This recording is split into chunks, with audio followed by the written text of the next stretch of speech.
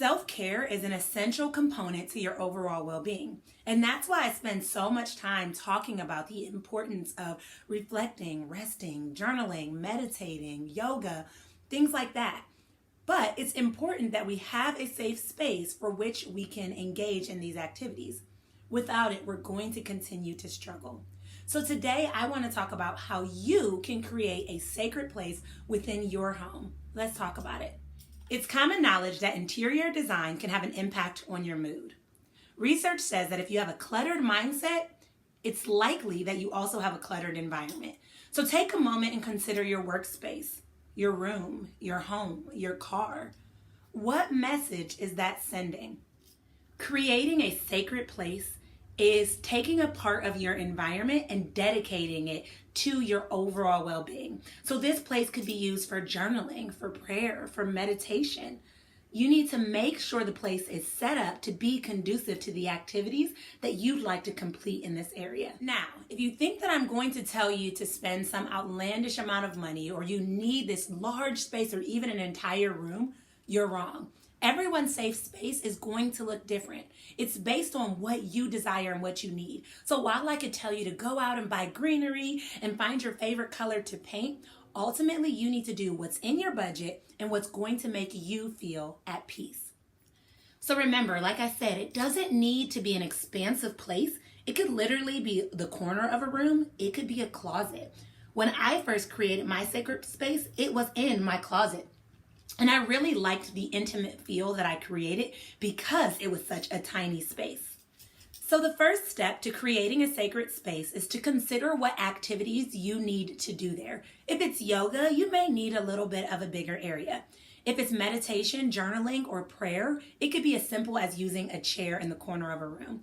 So consider what you need material-wise and how much space you need so that you can continue to look around your house and map out that area.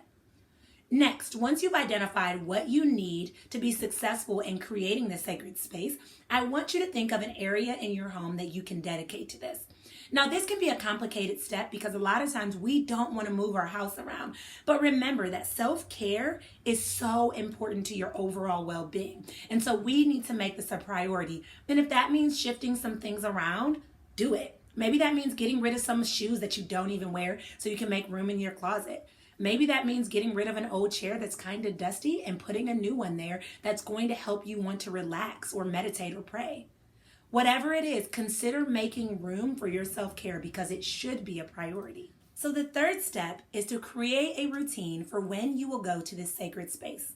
The truth is, the more you go there, the more safe, calming, and peaceful you'll feel. So I'd make it a daily practice if I were you. Finally, the fourth step is to get everyone in your household involved.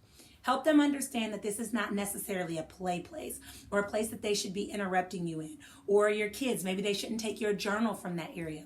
Whatever it is, make sure you get the people in your life involved so they understand and respect that area. Like I shared earlier, my closet was my sacred space. And when I got my girls to understand that, they actually totally bought into the idea more than I actually believed that they would. They personally started to use my sacred space of my closet for their own mental health, for their own peace. And so my older daughter would go in there and she'd journal. My younger daughter would go in there and pray. But it became a place that we all used to make sure that we found the peace that we desired each and every day.